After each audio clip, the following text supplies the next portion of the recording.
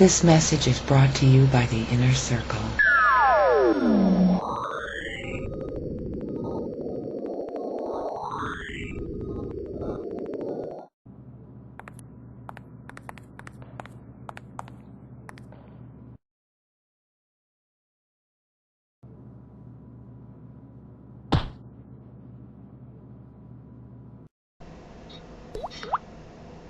I think we got it now.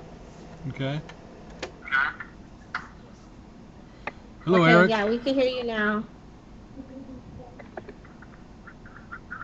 So I was saying I wasn't dressed for the occasion. No, we try to keep it a little casual here, Alright. so it's no problem. Okay, so welcome to the Innercircle, everybody. Our guest today is Erik Vanlier of V.I.P Paranormal, correct? That's right. What does VIP stand for? That's Valley Investigators of the Paranormal. Okay, are you affiliated with any other groups besides V.I.P Paranormal? I do some stuff with Orange County and beyond right now. That's about it right now. And we've seen that two past investigations. You had one at the Silent Movie Theater and one at the Pasadena Underground. So let's talk about the Silent Movie Theater. How did that go? That was pretty good. We actually had some good K2 communications in the back patio area with the former owner who was murdered in a they made it look like a robbery. His partner wanted to collect on I think it was $1 million in policy, so he had this guy come in and murder him and make it look like a robbery. He could collect the insurance policy, and we had some really good K2 communications with him. I haven't reviewed the audio yet, but everybody pretty much had some personal experiences, so it was pretty interesting. Okay. The partner wanted to murder the owner? And did you have a good... Yeah, the partner falling on hard times. This is actually not too long ago. It was in the news. The partner, they were both, lovers, I guess. And he had someone come in and make it look like a robbery to collect on the insurance policy. Okay. So that was one of the reports there, and we had a lot of communication with him. One of the people that joined us on the investigation got touched. There were a few other. We got some anomalies on camera. Like I said, I've done quite a few investigations in the past few weeks, so I haven't got to everything from that location. We did go to one location, Santa Ana, though, that was absolutely amazing, and I just received more EVPs in one location than any place I've ever been to. It was absolutely amazing. But Okay. Silent Theater was pretty interesting. The place in Santa Ana, it was quite a find, actually. It was a good find. And it's a public space, or is it like a private resident? Yeah, this is a public historic location. We're not quite ready to go public with where the location is yet. Just working on a few things with them, but we plan on doing that sometime in the near future. Oh, okay. And that's something you guys will head, like you'll have investigators and different groups come in and invest there? We hope to. I mean, we don't profit off of our investigations. We do like to have public investigations, but it's just so that we could share our experiences with other people. Our group does like to try to find locations that have rarely, if ever, been investigated before.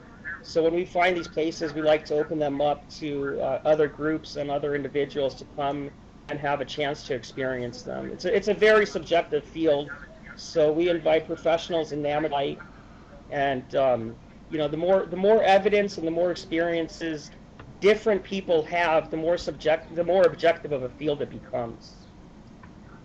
So we like to invite people from all walks of life. How many people are in your team right now? Right now we have about, well, I just started Meetup actually for our larger events. For the core VIP team, we have about 3 or 4 members right now. We really cut it down quite a bit. And that mostly deals with residentials. Oh, okay. And like I said, we've been working with Orange County and beyond, and they have, they're strictly a meetup group, I believe, and they have over something like 150 members at all time. That really opens up the door. I've kept my group small, so that really opens up the door. Okay,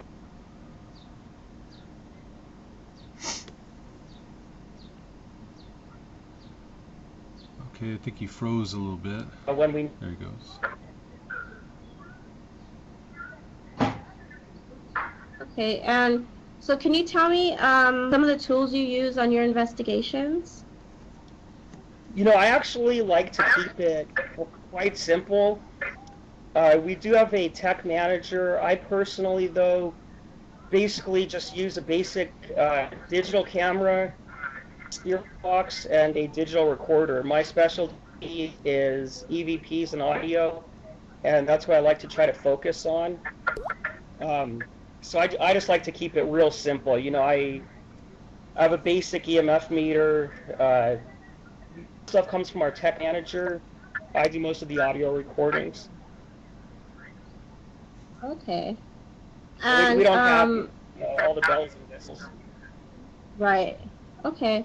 And what has been your best evidence you've caught so far?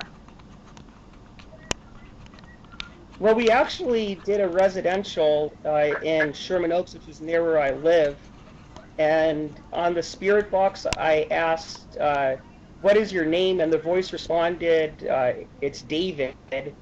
A few minutes later, still using the spirit box, the exact same voice came on the radio, and it said, why don't you guys get off the bleeping couch before you die?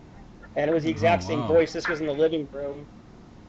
We then went into the client's bedroom, and for a third time, the same voice came on, and it said, I'm still trying to figure out what it said. It either said bleep me or bleep it.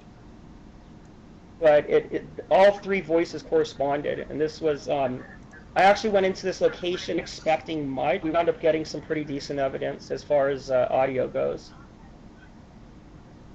Okay. We have a question from Frank, and he wants to know what has been your most active location to date? I would say up until recently it was the Cellar in Fullerton. As some of you know, my story with Arm, I'll stick with that to this day. I don't know how to convince anyone that happened, but that was the craziest thing I've probably ever experienced. But as far as the most active location, I would say it's this location that we found in Santa Ana. It was just, I mean, we saw something that reminded me of the Creeper at Waverly. It looked like a black balloon with a tail, and it crawled up the side of the wall and then went onto the ceiling, and this like white light that looked like a portal or something opened up. And I don't know how else to describe it than that. It was like a black balloon with a tail. It squirmed its way into this hole and disappeared. Granted, it is an old building, but there were no holes we could see with the lights on that big in the ceiling. I mean, big cracks and nooks and stuff, but there was no hole this big. And both myself and the head of security saw this thing. It was unbelievable. I mean, it was just one experience after another. Can you tell us about that story about the cellar? There's this famous story. I think I even saw you had a My Ghost Story clip on where YouTube. there had been reports of... What's that? The Cellar Story, was that the one with the skeleton hand that came out of the wall? Right. And I think Right. I saw you talking about it on the clip on YouTube about My Ghost Story or something. Correct. Can you Yeah. tell us about that? Sure. I was at the Cellar. This was a few years ago. It was actually in the middle of the day, and we were doing an investigation with who is it? Brian Clune from Planet Paranormal, and Jean-Pierre Giannoli from SoCal Paranormal Detectives. And I was sitting in a corner booth with one of my psychics, and I just saw this bright white flash of it, and I didn't know if it was someone playing, a trick or something. It just happened quickly. We were using this box, and a little girl said, "I'm afraid," and I said, "What are you afraid of?" And a second voice came in and said, "Life." I said to the psychic that my head was starting to hurt, and a third voice, a male voice, came on and said, "Uh-huh." And the table started shaking. A female voice came back on the radio and referred to me.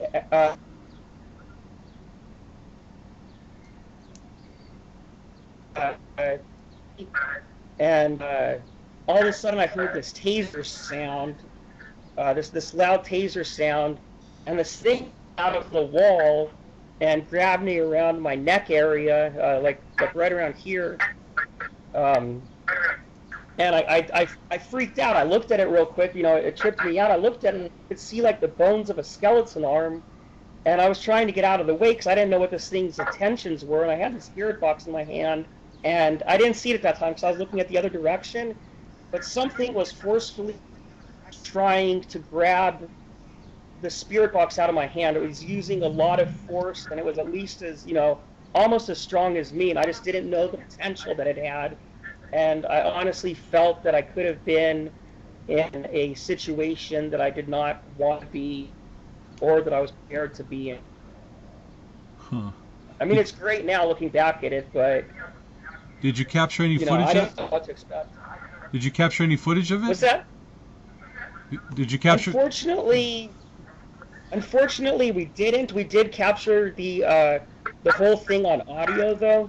We captured everything on audio, and you could actually hear on the audio what sounds like a sound. Upon further review, actually, if you listen carefully, it sounds like bones clicking, and that was when the arm came out of the wall.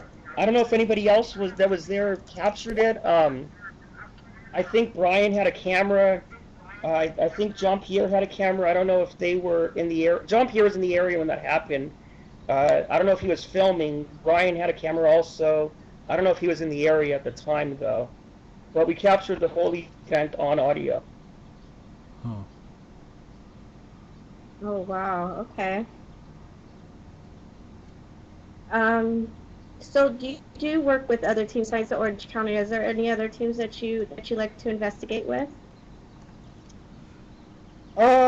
Not currently. I'm always open to working with other groups. We did do Pasadena with EVP, East Valley Paranormal. Their whole team was there, and they had quite a few experiences at Pasadena. Actually, they had objects from the wall being thrown at them, and they were being touched in one of the bank vaults. Oh wow! What's the best evidence you've captured so far? Is that audio or video or what? I'm sorry, what is that? The best evidence you've captured so far? The best evidence that we probably captured so far was by my former tech manager who's with VHPP, which was a full-body shadow person in the hallway of Linda Vista. Oh, wow. That was probably the best evidence. So you lost your tech manager to Boyle Heights? Did you like investigating Linda Vista? No.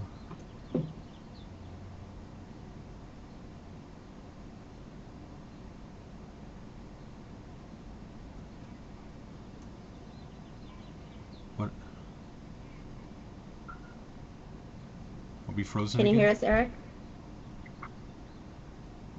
No, he's not Yeah, frozen. go ahead. How did you like investigating Linda Vista?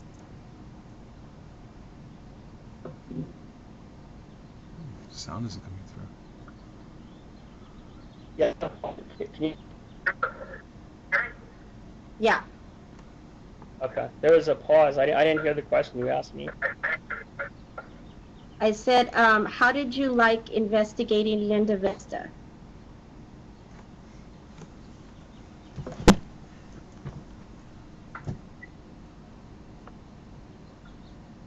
Can you repeat that question, please? Okay, how did you like investigating Linda Vista?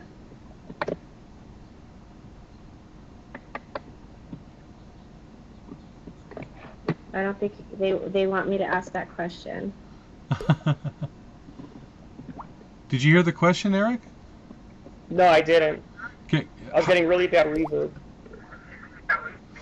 How did you like investigating Linda Vista?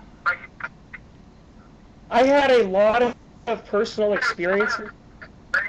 I actually knew about the place before it became popular on the paranormal map. And I think there's a lot of changes that went into it that have kept me from going back in recent past.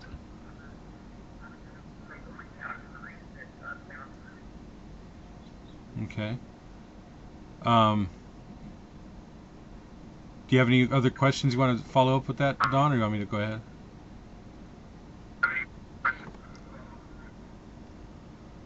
No, I mean, it's really not worth talking about. Okay. So, how do you feel about investigators being on TV shows? I mean, I think it's great. I was an actor myself for 14 years. I question, I'm not going to name any shows. I question if all the evidence is truly evidence. It's still definitely either way entertaining to watch. I wish I had time. I don't know all of them. But I definitely love Ghost Adventures. I grew a little tired of Ghost Hunters, actually. I think it's a great show, but I just think the format for me personally is a little slow. But Ghost Adventures I definitely find very entertaining. I like the format, I like the pace of the show, and it speaks for itself. I'm not going to comment on it, but the theatrics that you see on the show definitely are entertaining, so it definitely serves a purpose. Okay. We have a question from Sabrina, and she wants to know what got you started in the paranormal. I actually have a somewhat controversial answer to that. I've been involved in the occult for quite a while. My path on the occult has done a 180 and changed drastically, but I used to be kind of rebellious. I had always liked horror movies at the time, so I wanted to find a way that I thought I could be involved in something maybe a little dark or unknown or mysterious. And I actually got into the paranormal because I thought it would be a fun, if not interesting, way to maybe experience some of these things that I'd changed drastically, but I wanted to try to find something where I could have a sense that I'm kind of living in a real-life horror film. So I kind of got into it to try to, find these darker entities. And the way it's worked now, actually, is I've been able to help people, but it seems like the cases that we get as far as the residentials are these darker entities that I used to seek out, and now it's like, whoa, wait a minute, okay, I have a new respect for this, I have maturity, this stuff's dangerous, you don't tread lightly with this stuff. So I've really come a long way from that point, you know, and learned quite a bit. Have you ever had any trouble with attachments or anything else following you home or something like that? Absolutely. When I first started, I used to get them quite a bit. I know how to protect myself now. I go in there. We aren't really big. I don't really condone negative communication. I think it could potentially be dangerous. We had a member on a residential recently get attacked by something where there had been reports of possibly activity, and they still have nightmares to this day. I don't know if they have an attachment or what, but I go into every investigation with respect for whatever is there. I tell my members also to, before they leave the location, you know, to say we came out of respect, you to respect us. You know, whatever is here, you may not follow us, you may not attach to us, you may not attach to our energy, you may not attach to our auras, you may not attach to our vehicles. And then once again, when I get out of my car, I say, you are not invited in, I respected you, you need to respect me. And I haven't had any problems since, but when I first started, I mean, I had crazy experiences, stuff from Hillside, Linda Vista, and other locations follow me. I put a voice-activated recorder in my bedroom on one of my bookshelves, actually not knowing that I left it on, but I had ended up finding that I got a negative EVP that said that you're going to die.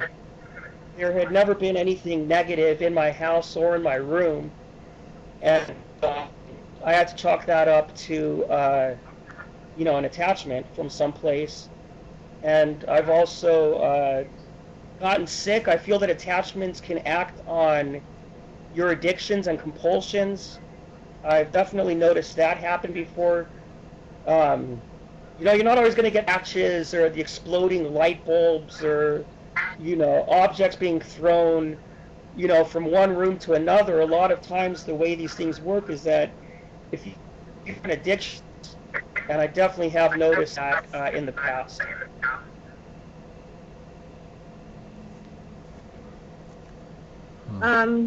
We have a question from Sean from Knops, and he wants to know if do you have any for any paranormal TV shows coming up? Not currently.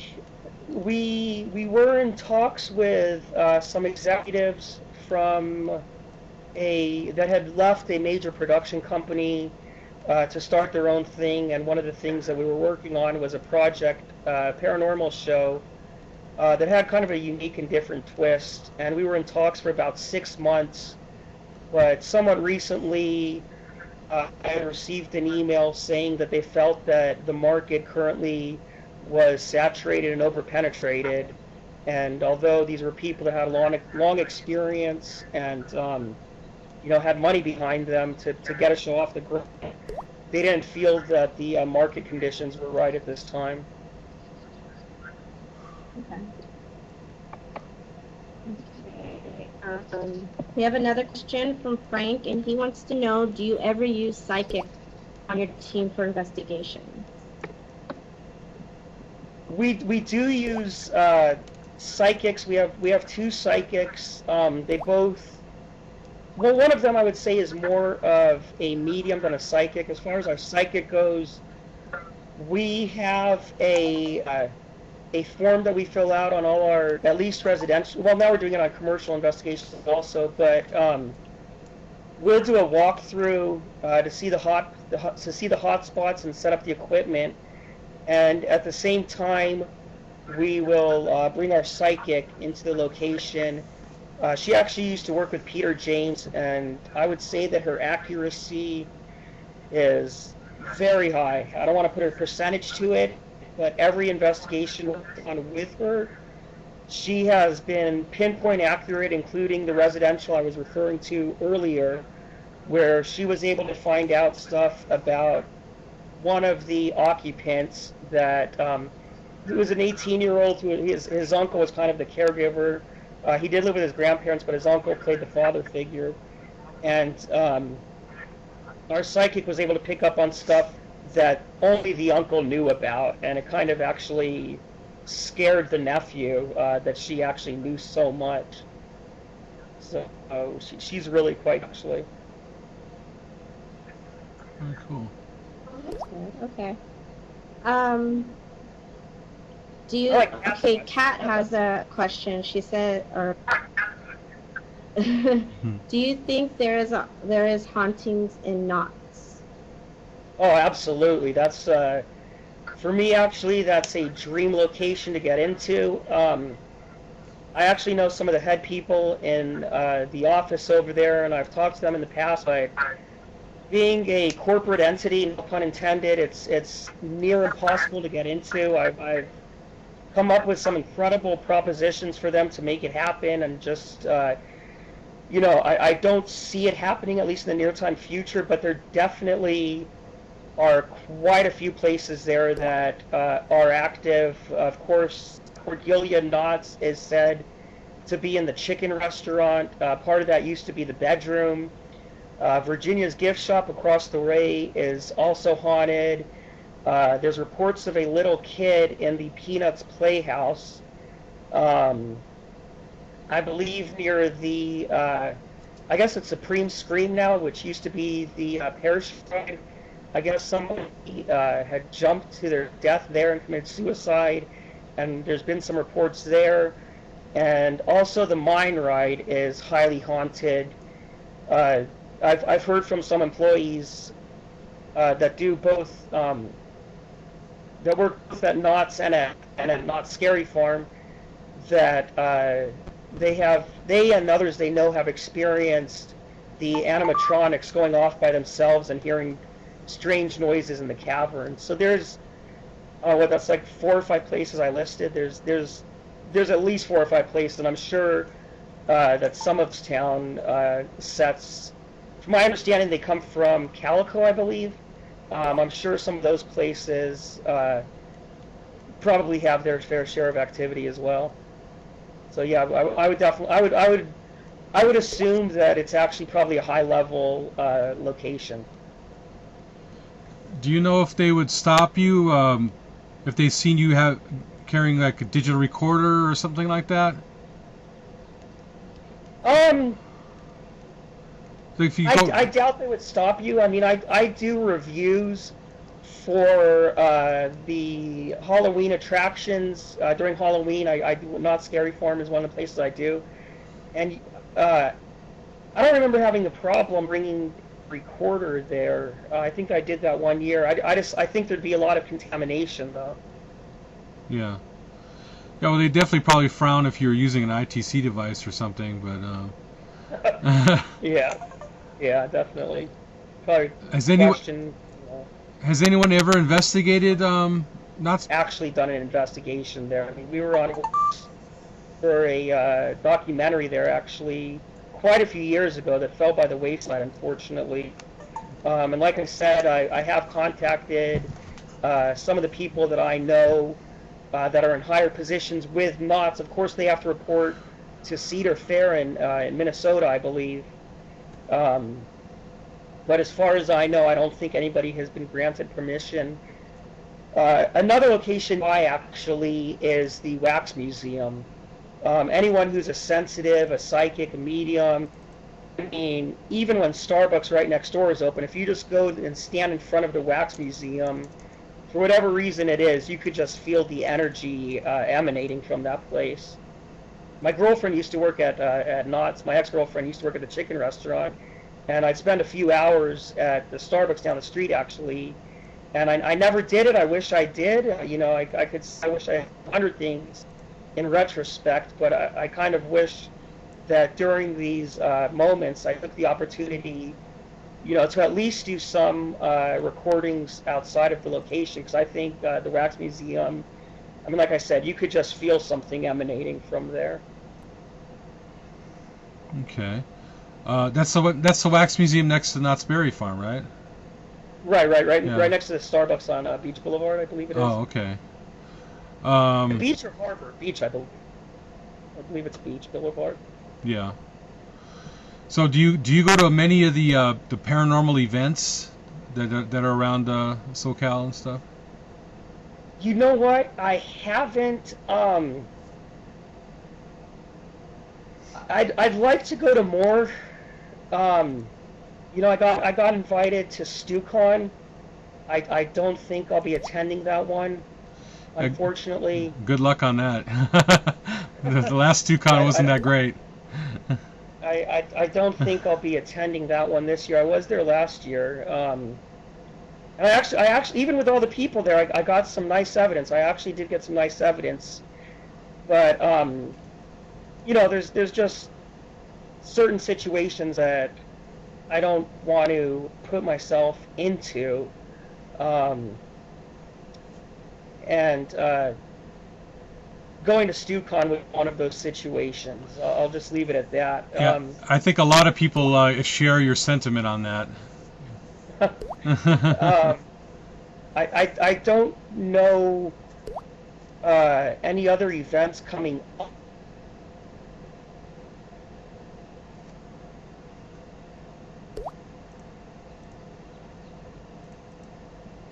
I a lot of time looking for a new position, and my grandfather has been sick, so I've been spending time with him, and I've just been, you know, really busy, and also trying to promote some stuff on Twitter. But you know, as far as researching paranormal conferences, or I know there's one coming up actually in Las Vegas at Bonnie Springs Ranch. So I apologize, I did lie.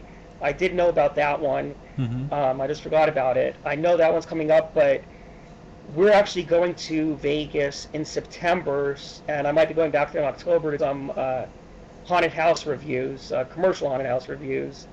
So I think, unfortunately, as much as I'd like to go, I am going to be missing that one as well. That one I think would be great, though. I think that'd be a lot of fun. Mm-hmm. Have you ever held your own event? I haven't. You know, I've talked to a few people about possibly doing stuff.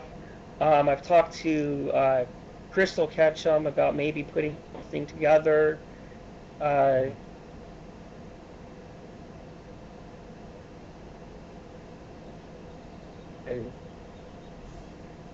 don't know. Maybe down the line, I would. I like to believe that I'm good at business development, and I think that's why I get a lot of these locations I get, and I think I'd be able to pull it off if I wanted to, but I'd have to make sure that my motives were there. I know that a lot of people do these things strictly for the purpose of making a profit, and if I was to put together an event, I definitely would not I would want to make sure that everything is lined up and in place, so that wouldn't be the representation that came from the event that I was putting on. A lot of people do find it annoying, to be honest with you. Yeah. Well, there's a question in the chat room that says, how do you feel about paranormal drama in the community?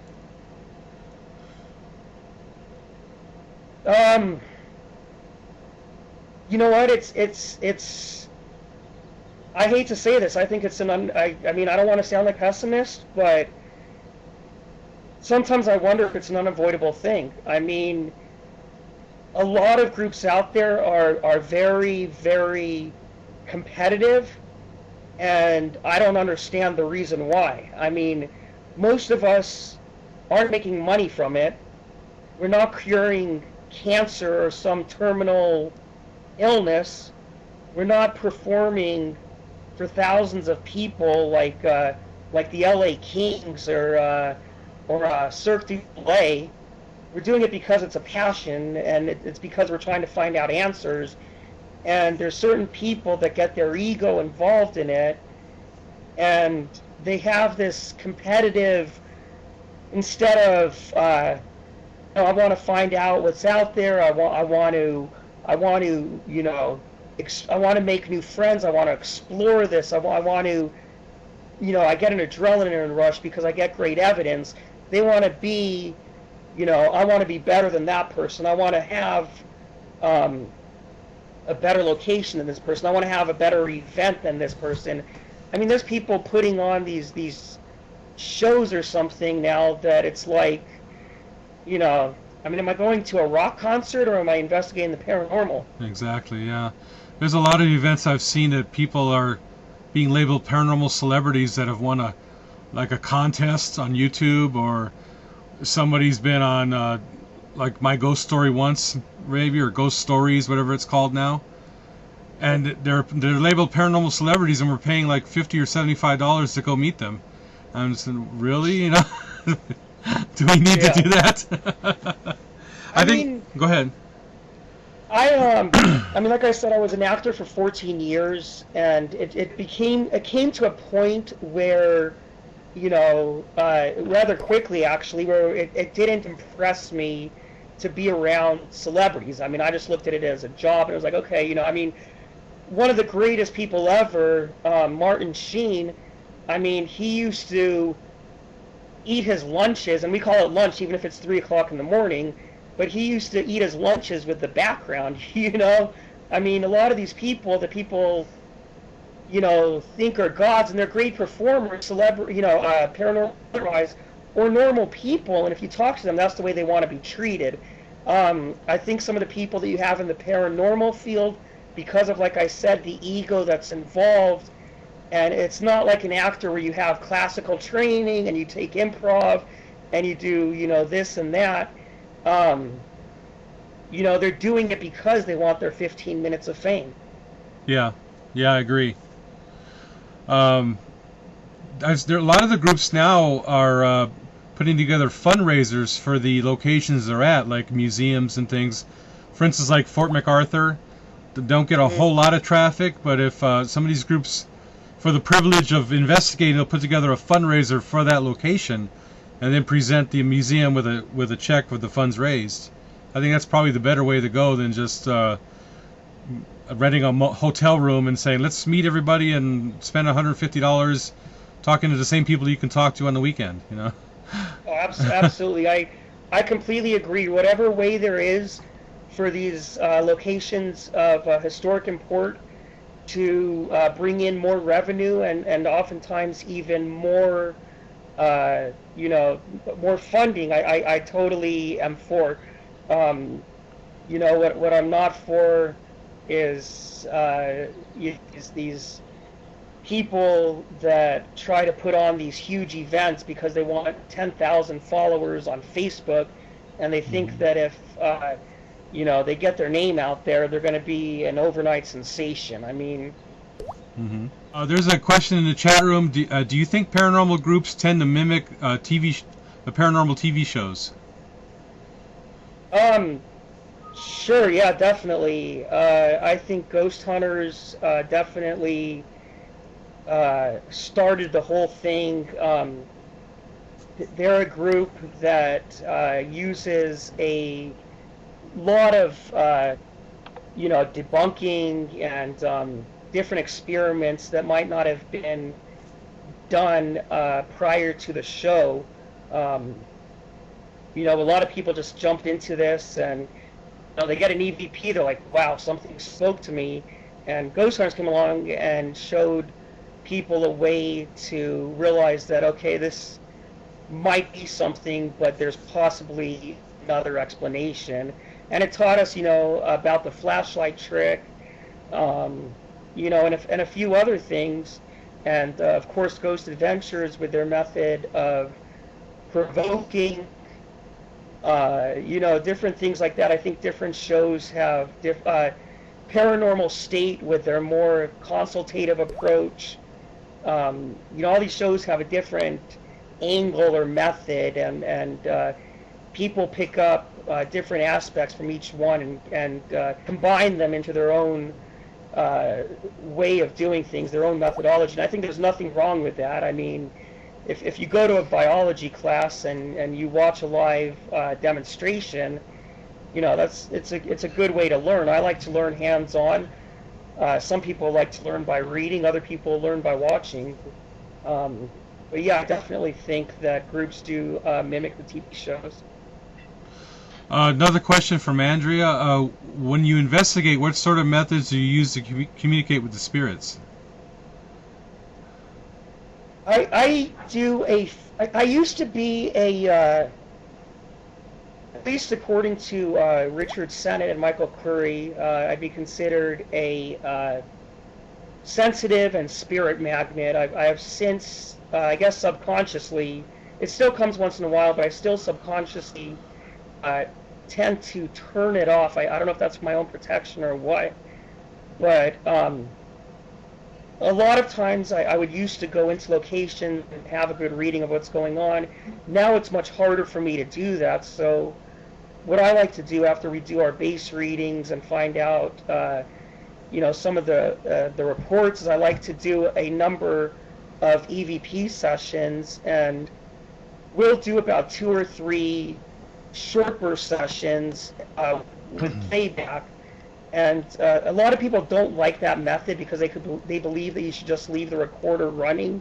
Uh-huh. The reason I like to do that, and I've actually been successful on it, is because I've gotten responses, and when you get responses, sometimes they're intelligent, or sometimes they might be the most random thing, but when you get these responses, or even comments, or sometimes even questions, on your next recording, you could then target that question, and it builds progressively on itself. And after we do this, then I like to move into the spirit box and do a couple short sessions with that and see what we find from that, and then kind of repeat the technique. So it kind of builds like layers upon itself, and we're able fit it together like a puzzle, and because most of the time you're not going to hear disembodied voices. I mean, that's just the way it is. A lot of the time you're not even going to get audio evidence. Not to brag or toot my horn, but I've been very successful and lucky with getting audio evidence. And for me, doing it that way with the short burst sessions seems to work a lot. So that's one way I do that. Okay. There's a question. Do you see lots of methods being faked for the purpose of gaining attention? That's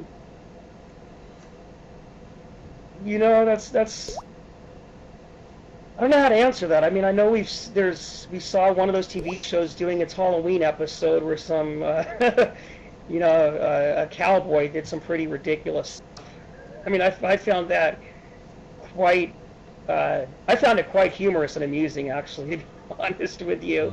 I like the way that was dealt with also. That was pretty classic. I used to go onto YouTube and look at these paranormal videos. I don't know if everybody knows about it, but there's the 10-foot tall demon Barton Mansion in Redlands. Okay, maybe, I used to think that's real. At least I'd like to believe it's real. I've since looked at the video more recently after I've gained some more experience doing it. Do I still think it's real? I'd say at this point 40-60. They told a lot of, they had a website and everything. I don't know if that's a coincidence or what, but I think, I'm not going to comment on it one way or another, but I think that's a good example, a famous video we all know, and people can come to their own conclusions. But I've seen stuff that people have put out there that, I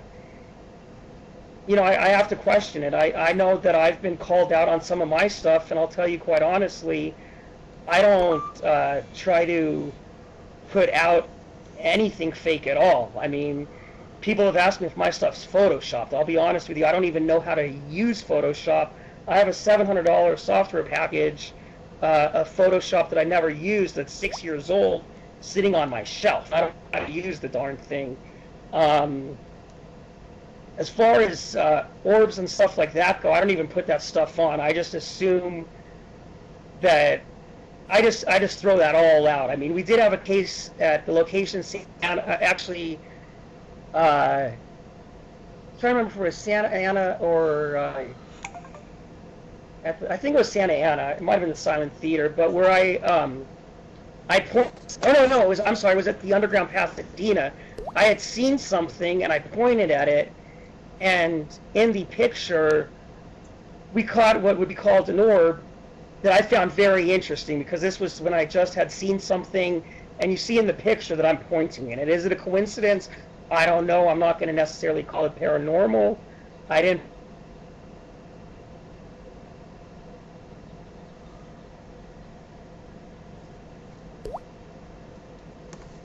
put it up. I might take out background noise, and I might increase the volume and do a few things like that, but I never manipulate it. Even if I do this, this reverse playback thing, which sometimes will reveal interesting potential, that's stuff that I don't put up there. So I'm putting up stuff that I think is 100% legitimate, and I invite people to, I invite people to comment on it. I can tell you, like I said, face value. Nothing that I throw out there, though, is fraudulent. As far as other groups are doing it, I wouldn't be surprised. I've seen it before.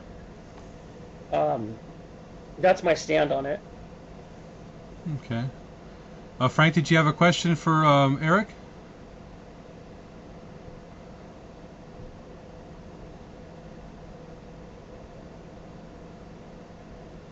Oh, hey Erik, I'm sorry I had to get on because Don got kicked off for some reason. No, just listening to what you're saying, I know you've been to a lot of locations. How long altogether, how many years have you been investigating?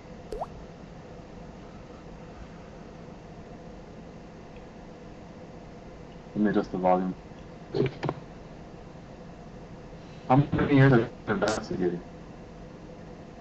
I've been investigating for over 15 years. I started just as a casual, I want to try to get scared thing. Let's go up to the local Gravity Hill and, drive around the cemetery. There's a report that if you drive around 3 times, a walking statue will come after you, And I wanted to believe in this stuff, and I would, go at 2, 3 o'clock in the morning after, hanging out at a bar and going to Denny's after sobering up, and let's go find the Mustang Cadillac that people say chases you. I've gone from that perspective over 15 years ago to now where I got to be quite honest with you.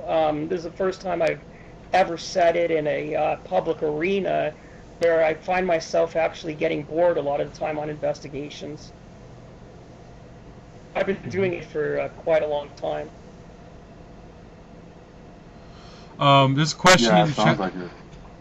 There's a question in the chat room. Where do you see yourself in 5 years? I'm kind of going through a transition phase right now where I'm trying to figure out what I want to do, at least in the near future. As far as the paranormal goes, right now, I kind of see myself taking a more, and I hate to say this, but a more laid-back approach, where maybe I'm a member of a team instead of a founder of a team. There's a lot of responsibilities that come with it, and it does grow on you, but it also does get,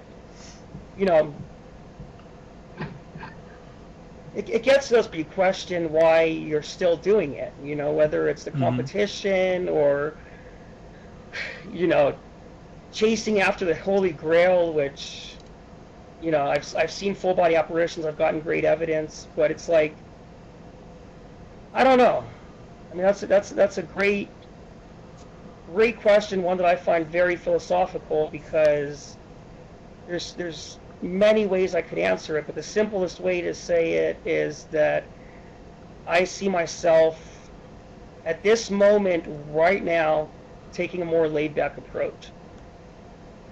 Okay. Well, we shot through an entire hour pretty quick. Did you see your promo? Did you like the promo? You know what? I apologize. I did not see it. If there's a way I could see it, I would love to. Don posted it on your wall. Okay. Get a chance to look at it. Let me know what you think. Yeah, and I gotta say, Wayne, Frank, everybody else, once again, you guys know what I'm talking about when I say this. I don't want anybody to jump to speculations, but thank you for opening my eyes again, and thank you for inviting me back into your world and taking me off that crooked path that I was on. I appreciate it. We're glad to talk to you, Erik. Right. Okay, well, thanks a lot for coming on, and this is the end of the show. Thanks, Erik. Thank you very much. See you guys later. Thank you. Bye-bye. Okay, Erik, thanks.